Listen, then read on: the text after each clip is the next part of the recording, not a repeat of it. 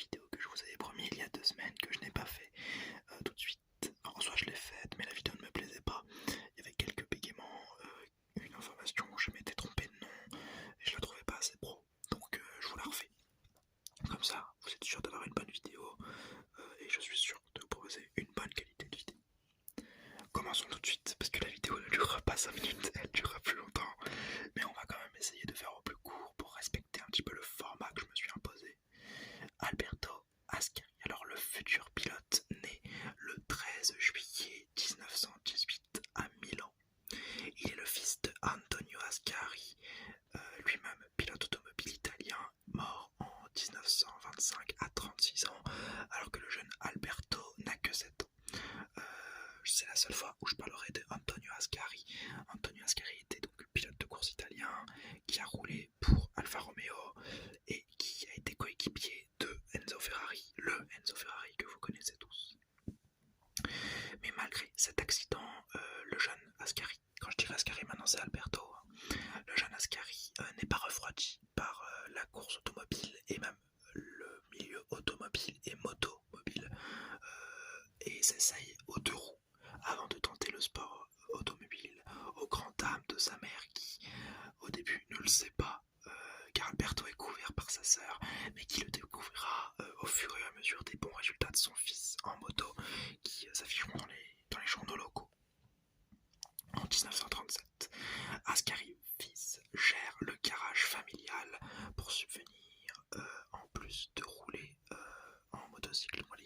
Il subvient aux besoins de sa famille puisque Antonio Ascari était déjà garagiste et donc Alberto reprend l'activité et en plus de ça en parallèle il roule toujours en motocycle dans la Scuderia Ambrosiana.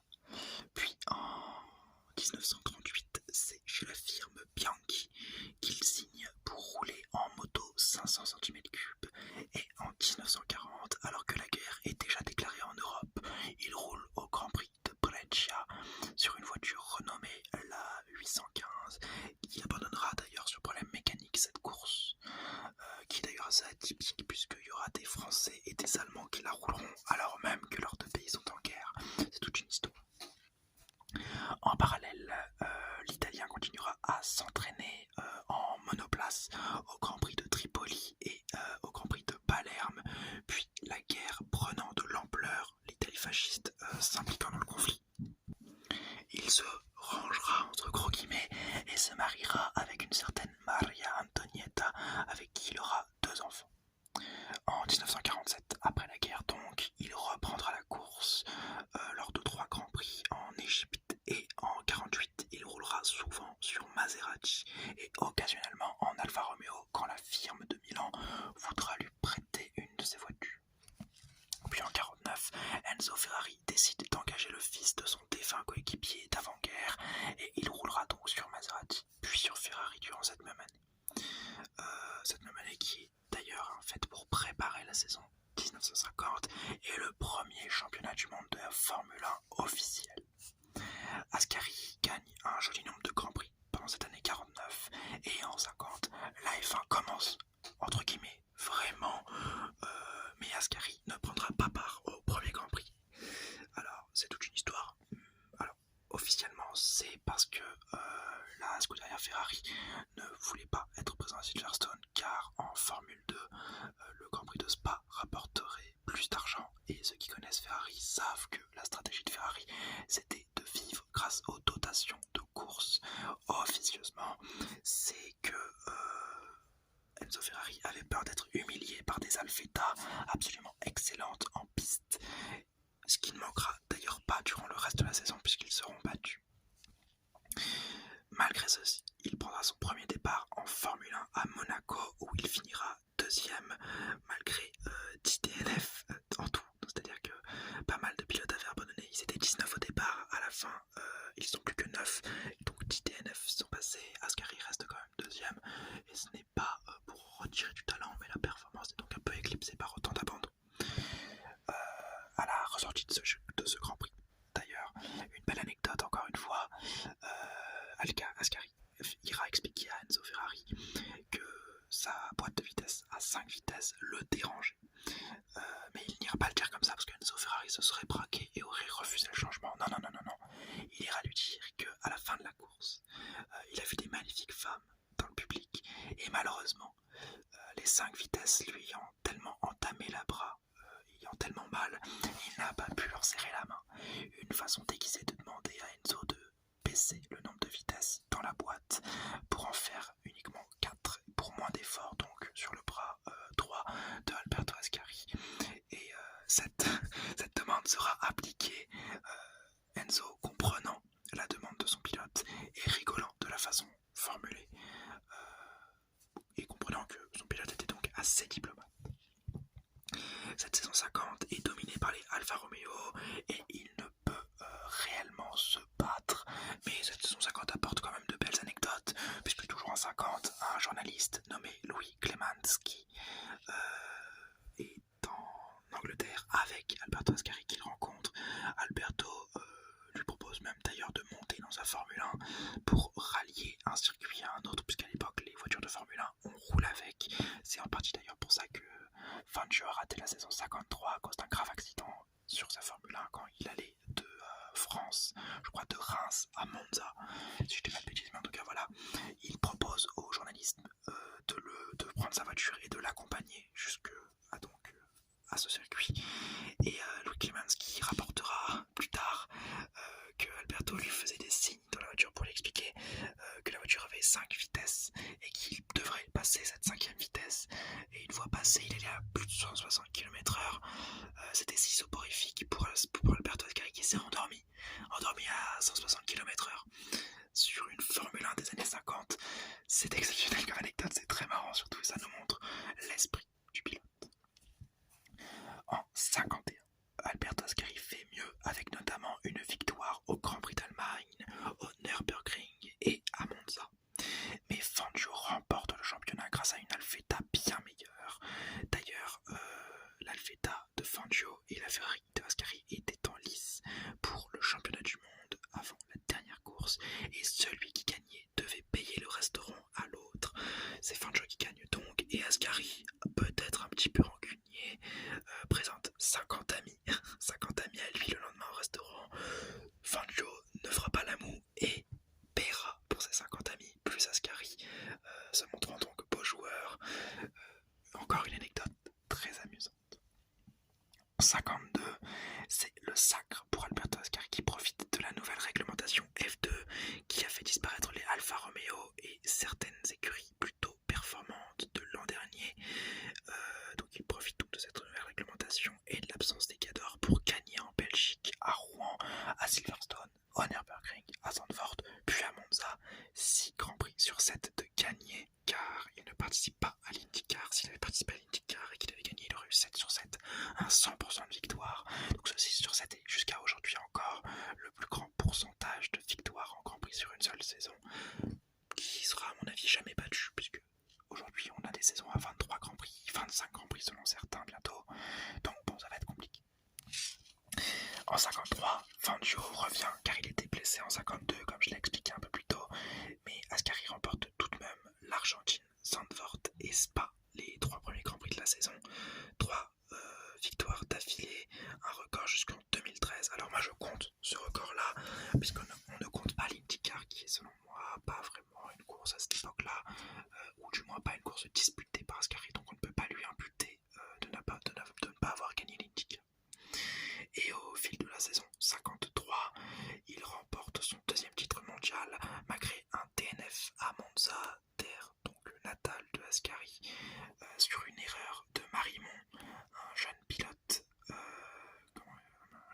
argentin avec qui il se battait en même temps que Fangio et Farina. Ascari, Fangio, Farina et Marimon se battaient et Marimon un petit peu trop enthousiaste, mais l'italien dehors, il abandonne donc. Il y a une célèbre photo que je vous mettrai au montage où on voit donc le jeune pilote argentin un petit peu penaud, ne voulant surtout pas regarder Ascari, alors que ce dernier fulmine un petit peu d'avoir été volé à domicile car il aurait pu gagner. Cette saison marque aussi la dernière victoire de Ascari en Suisse, 2 semaines avant ce Grand Prix de Monza, car on ne le sait pas encore, mais les saisons 50 54 et 55 seront assez complexes. En 54, justement, la saison commence mal car Ascari, voulant un nouveau défi, signe chez Lancia durant l'intersaison avec son ami de toujours, Villerossi. Malheureusement, la Scuderia Lancia ne peut pas aligner leur voiture en début de saison et Ascari va rouler sur d'autres courses avant qu'on lui permette de rouler avec la Lancia, donc sous d'autres voitures, des Maserati avec laquelle il roulera en France et à Reims, ainsi qu'à Silverstone, qui provoqueront donc 2 DNF. Et il se fera prêter une Ferrari durant la saison par Enzo Ferrari lui-même, pas rancunier de son départ de sa Scuderia. C'est un beau geste parce qu'il veut absolument que son pilote, le fils surtout de son ami pilote, roule en Italie. Malheureusement, il abandonnera encore une fois.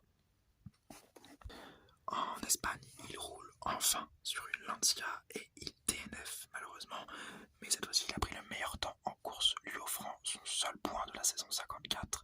Une petite désillusion, sachant qu'il avait gagné 53, là il marque un point en 54, c'est un peu triste. En 55, il prépare la Lancia sur quelques Grands Prix de France et d'Italie avant le début de la saison en Argentine, et lors du premier Grand Prix, il DNF à nouveau. Mais cette fois-ci, il y a de la promesse, la performance est là, et en arrivant à Monaco, il veut gagner avec une Lancia ayant le potentiel. Mais pas la fiabilité, malheureusement. Il est en première ligne après une très bonne qualification, mais il préfère échanger sa voiture avec Louis Chiron, l'homme qui donnera son nom à la Bugatti Chiron en hommage. C'est un changement de voiture qui est opéré car la boîte de vitesse de sa monoplace ne marche plus très bien et il préfère celle de Louis Chiron qui, elle, pas vraiment abîmée. Et malgré un bon Grand Prix, il abandonne malheureusement d'une façon assez spectaculaire car après l'abandon des 2 Mercedes favorites, il glisse sur une flaque d'huile laissée par Sterling Moss sur la Mercedes qui avait abandonné un peu plus tôt et plonge dans le port avec sa Lancia. Il va dans l'eau même avec sa Lancia, il plonge dans l'eau avec sa Lancia. Heureusement, il est bon nageur et il en ressort immédiatement, mais sa voiture a coulé et il devra faire un séjour à l'hôpital duquel il félicitera Maurice Trintignant pour sa première victoire en Formule 1, avant 4 jours plus tard, de retour en Italie après avoir dit au revoir à sa femme et qu'il serait de retour pour le dîner. Il prend sa voiture, va à Monza, et arrivé à Monza, il voit son ami Castellotti sur une Ferrari. Et à ce moment-là, Alberto lui dit ces mots, c'est en roulant que je reprendrai la confiance. Il prend donc la monoplace de Castellotti un jour de 26 mai 1955. Lui qui s'était promis de ne jamais rouler un 26 du mois, jour où son père était mort, lui qui portait toujours son même casque bleu qui était ce jour-là en réparation après que sa sangle ait lâché lors de l'accident du port à Monaco. Il meurt dans la chicane portant aujourd'hui son nom, dans les bras de son ami de toujours, Villoresi, qui, après avoir entendu 3 tours de la Ferrari roulant à vive allure, n'entend plus rien. Et ses amis Castellotti, Villoresi et un autre se précipitent donc vers l'accident et là où la fumée se dégage et trouve un Ascari au sol qui a été projeté de sa voiture. On ne saura jamais réellement comment Ascari est mort et pourquoi cet accident s'est passé, mais tout ce que l'on sait c'est qu'il est bien mort dans les bras de ses amis en faisant ce qu'il aimait et en laissant derrière lui une femme et 2 enfants. Il laissera une image d'un homme bourré de talent et imbattable en tête de course. Une autre anecdote, et probablement la dernière de la vidéo, bien longtemps après, vers les années 60-70, Villoresi est à un dîner avec Fangio. Et Fangio est donc le quintuple champion du monde que tout le monde connaît, et on lui pose donc des questions, et des questions, et des questions. Et alors Villoresi, voulant rétablir l'image de son ami décédé un peu trop tôt, beaucoup trop tôt, prendra le micro et demandera à Fangio, dis-moi, Fangio, est-ce que si Ascari était resté en vie, il aurait eu autant de titres que toi? Fangio répondra avec toute la classe qui caractérise les pilotes de cette époque. Ah, Ascari, cet homme-là, quand il était en tête, c'était très difficile de le rattraper. Ce qui voulait peut-être dire au bas mot que, effectivement, il n'aurait pas eu 5 titres, peut-être un peu moins. Et il le sait, Fangio, il le sait lui-même, car ce premier double champion du monde qui a été Ascari, avec une saison 52 hégémonique, et dont la Lancia T50 lui permettra de gagner avec Ferrari en 56, parce que oui, la Lancia que Ascari a mis au point pendant 2 ans, en 54 et en 55, c'est cette même Lancia qui sera cédée à Ferrari, car Lancia n'a plus l'argent pour la course, et c'est cette même Lancia qui permettra à Fangio de glaner son seul et unique titre chez Ferrari. Et il le sait, c'est cette voiture que Ascari a mis au point, et c'est cette voiture, et c'est avec cette voiture que Ascari aurait dû gagner. Et bien voilà, j'espère que cette vidéo vous aura plu, cette vidéo sur Alberto Ascari, qui m'a pris un petit peu de temps à faire, parce que déjà, l'écriture de la vidéo, faire la vidéo, et je vais vous la monter pour essayer de vous la sortir rapidement, mais surtout, je me suis mis à lire beaucoup de livres récemment, et beaucoup de livres sur la Formule 1, et toutes ces anecdotes que je vous ai trouvées, toutes ces anecdotes que je vous ai contées, ce sont des anecdotes que j'ai trouvées dans des livres parlant de, en l'occurrence, Alberto Ascari.